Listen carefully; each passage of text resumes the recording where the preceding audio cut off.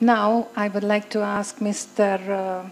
Lovászi, who is our key speaker today, and I give you the microphone, okay? Can you tell us a few words about yourself too, because there is only your title and perhaps someone doesn't know enough, okay? Thank you very much. First of all, thank you for inviting me to this very important and prestigious conference, and it's my pleasure to be here with you today. And regarding my introduction, or introducing myself, I'm Laszlo, and I'm a Minister Commissioner for the Prime Minister's Office in the field of strategic research. And my topic today is about Euroscepticism, rules, challenges, and prospects. And the title of my presentation is Europe Stepping into the Age of Pax Technologica. And the question is that what the Pax Technologica means, and it is I hope by the end of this presentation, we will be able to learn and understand the meaning of the Pax Technologica. Regarding the structure of my presentation, I picked a specific date.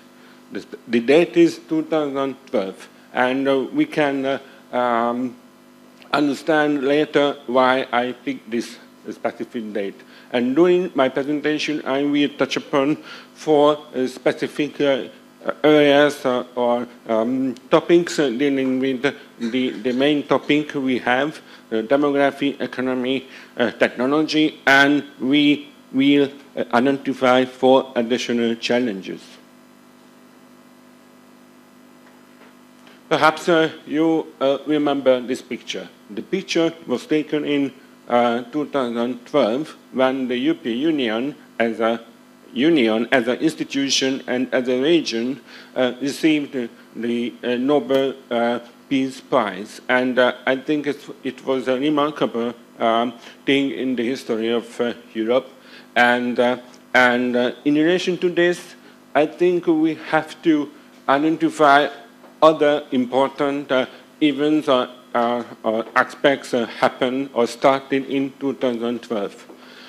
We will talk about the issue, a problem of world population, the issue of overpopulation, and we will talk about technology with special regard to the topic of artificial intelligence, and then we can touch upon the issue of biotechnology, which has a breakthrough recently. And finally, we can talk about the invention of Brexit, because as you can see later,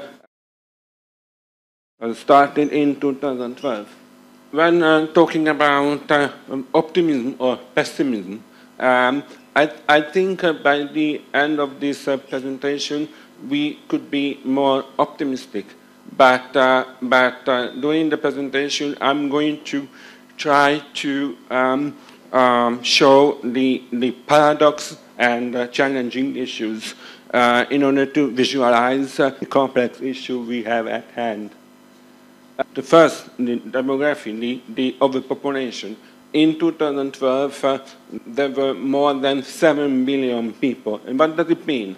It means that it is a significant change in terms of the course of history, because before 1800, never lived on the surface of Earth more than 1 billion people. And the turning point seemed to be the beginning of discovery and the discovery of America. And at that time, you can see on the graph there were less 4 million people on Earth. And what does it mean regarding the future? It means that if nothing happens, by the end of this century, we have more than 11 billion people on the Earth. And it means that only 9 countries were responsible for the accelerated growth of population in the world. Let's move on to the second topic, the artificial intelligence, because it will create a new momentum for mankind, because we are in the fourth industrial revolution, which means that after having seen the previous stages, we can realize that the current one could be entirely different from the previous ones, because the first one was about steam machines, mechanical production. The second one was about electricity and mass production. The third one was about IT technology and automated production. But the current one, the fourth industrial revolution, is not only about improving machines, procedures, and efficiency of working environment, but also about upgrading humans themselves. And let me cite a personal experience or a personal story, because I think 10 years ago I wouldn't be able to deliver this presentation today, because I had lost almost 80% of my hearing capacity. And today I can wear hearing aids with computer and artificial intelligence related solution, which means that I can make even phone calls today. But it was impossible, for example, 5 years ago. So it's a remarkable step in terms of technology. And let's move on to the concrete examples regarding artificial intelligence, because, for example, this technology can understand even deep sea images, and within months or years, robots can pick up objects, any objects, after having inspected them. And when it comes to the rehabilitation, I think we can see a revolution of rehabilitation, because apart from the training during rehabilitation, we can use even artificial body parts based on mind controlling technology. And it means that even the given person can feel, can touch with feeling anything. And in relation to this technology, that kind of technology can be applied in manufacturing, for example. The name of this technology is exoskeleton. And if I'm correct, in all factories of Ford company, this technology is already applied. And even more in schools, there is a perspective regarding the assistance of robotic teacher in the future. And finally, it is very important to realize that artificial intelligence helps reveal how people think and how people can make an abstract thought. And in relation to this, it is recently found out that deep neural networks suggest knowledge comes via sensory experience. And to continue this topic with special regard to the so-called biotechnology, the CRISPR technology is a very new technology about genome editing. And it means that within 1 decade, around 10,000 genes could be fixed or could be changed. And this technology also has a lot of moral and ethical issues and challenges. And finally, let's close this subtopic with the word of Brexit, because the Brexit as a word was invented by Peter Wilding, who wrote about Brexit in 2012. And the question is that whether this process could be a turning point in the history of the European Union. And let's have the first critical issue. The first critical issue is about productivity and competitiveness. Because if we look at the Eurozone, regarding its GDP feature and GDP trends, we can see that the current trends are not promising, and if we look at the GDP growth rate as a whole, and with special regard to the figure relevant to mean growth rate, you can see that it is well below 1%. And when it comes to the U.S., in order to compare the European situation with the U.S. Production, we can see that the U.S. Shows a much better figure and in a better position. And the same applies for the average GDP growth rate as well. What does it mean in terms of competitiveness? According to World Economic Forum's index, we can see that the U.S. is the leading country in terms of competitiveness.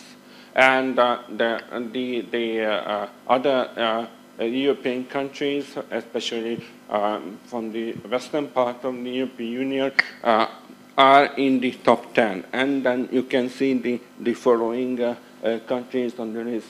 But I think it's very important to understand the context of competitiveness and GDP,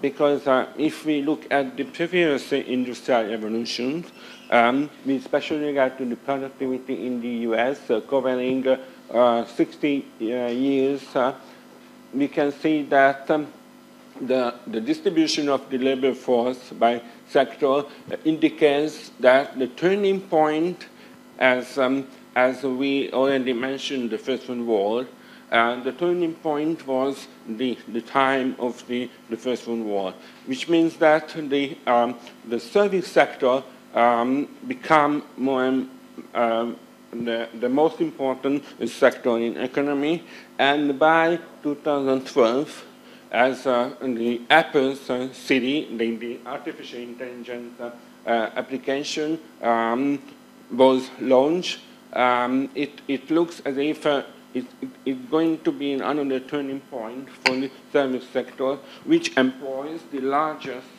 part of human workforce.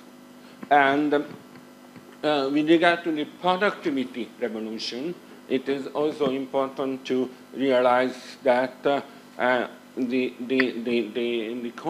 current trends relevant to the industrial production manufacturing, which is the green line, and the manufacturing jobs as a percentage of all jobs, which is the blue line. And within this context, it is also important to identify the turning point. The turning point was the perestroika, when Gorbachev delivered the speech on perestroika in USSR. And regarding the average labor productivity growth covering the last 60 years, it is evident that the productivity is decreasing over time, and especially in the developing countries. And we cannot foresee what the artificial intelligence would mean within this framework. And let's have a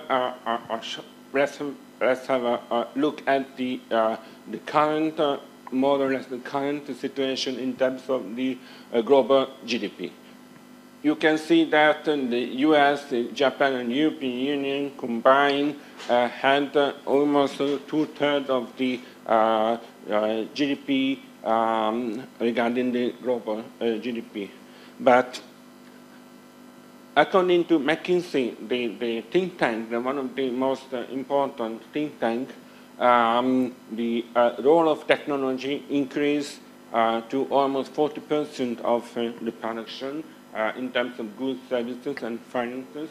And within this framework, the future productivity based on artificial intelligence and modern technology could be 3 or 4 times higher than we saw during the first industrial revolution. And in relation to this, we have to bear in mind that China, for example, indicated that it's going to be the leader in artificial intelligence by 2025 with the budget of around $60 billion US. And just to remember, for example, in the European Union, the European Youth Initiative for unemployed young people, the budget is around 9 billion euro until 2020, just to compare the amount of money. And regarding the innovations and patents, we can see that China is also a leading country in terms of patent applications. And it means that the US, Japan, and the European Patent Office combined have fewer patents than China. And in relation to this data, you can see that even the most leading country in terms of technology and science, Germany, I'm talking about Germany, China has 20 times more patents than Germany. And getting back to the previous GDP related statistic, by 2050, if nothing happens, the previously mentioned countries combined, the US, Japan, and European Union will have less than 40% in the global GDP. The second issue, demography and labor force.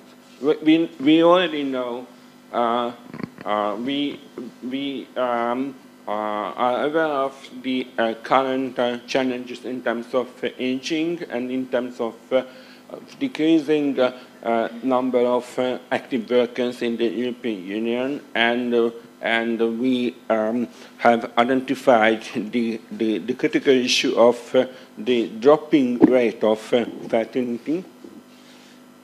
But at the same time, the McKinsey company, the think tank, also come up with a very interesting research regarding the wealth of the people in the advanced economies, because it found out that the population with flat or falling incomes has increased in advanced economies. which means that around 70% of households in advanced economies on average were in income segments whose incomes in 2014 were flat or down compared with 2005. And perhaps it can explain the issue of Euroscepticism in the developing economies as well. And at the same time, by 2030, the middle class population in Asia will grow more than 500%. And I think it will recreate the playing field in terms of middle class in the world. And remember, as we noted that the US is the most competitive economy in the world. And if we look at the labor force participation rate in the United States since perestroika, since 1985, we can see a significant drop from 65% to almost 62%. And in relation to this, the U.S. Bureau of Labor Statistics and Federal Reserve Bank of St. Louis found out that, recorded that the job creation by decade figure seems decreased. And during the 2000, it looks as if 0 new net jobs were created. And that's why the slogan became popular in the US. And at the same time, in Asia, for example, in China, the payback period for robust systems are falling, which means that in the Chinese economy, more and more robots will be installed and applied in order to mitigate the demographic-related challenges. And in relation to this, I think it's very important to recognize the issue of employment growth in terms of job polarization, because over time, the so-called medium skill related, the medium skill as a topic or as a issue regarding the workers' productivity, with special regard to the routine cognitive and routine manual skills. It is important to understand that these kind of skills will be less relevant in the future. And are we talking about middle class in crisis here? And regarding the unemployment situation in the European Union, we can understand the gravity of the situation when looking at the unemployment level of young people in France, in Spain, or Italy, because in these countries, this figure is over than 20%. And last critical issue in the institutional crisis, because the European Parliament, for example, in the European Parliament, started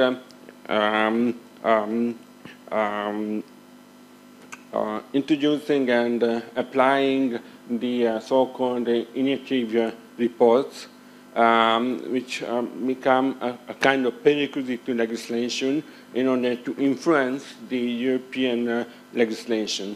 And in some cases, we can identify politically driven reports without safeguards and clear rules.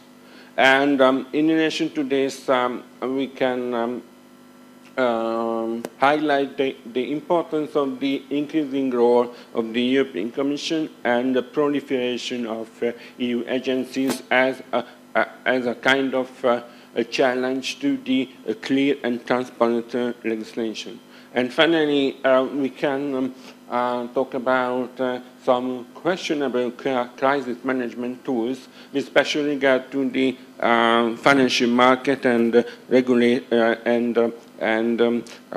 operation of the European Central Bank. And according to Ashoka Modi of Princeton University, and when the limits of rhetoric run out, ad hoc technocratic solutions without political legitimacy are the outcome. And finally, do we understand Pax Technologica as a golden opportunity? Remember, the Soviet Union collapsed after 74 years. But everything will change.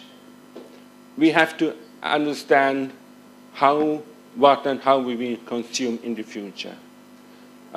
We have to relearn, create the perception of our body with regard to the aging and disability. We have to understand the social and human capital, what kind of values we share. We have to understand the upcoming symbiosis of humans and artificial intelligence. We have new forms of production and markets. And in relation to this, we have to understand that robots will be part of our lives with programmed values. And that's why we have to identify our values and what kind of values should be programmed within this area. And politics and state affairs will be more complicated and exposed to scientific advancement. And finally, we have to identify and introduce a new approach to job preservation and job creation. And finally, to sum up, do we understand the gravity of technological advancement, the current and future needs and long-term perspective of labor markets, education, healthcare industry, financial markets, and migration of the under-educated non-Europeans? Thank you for your attention.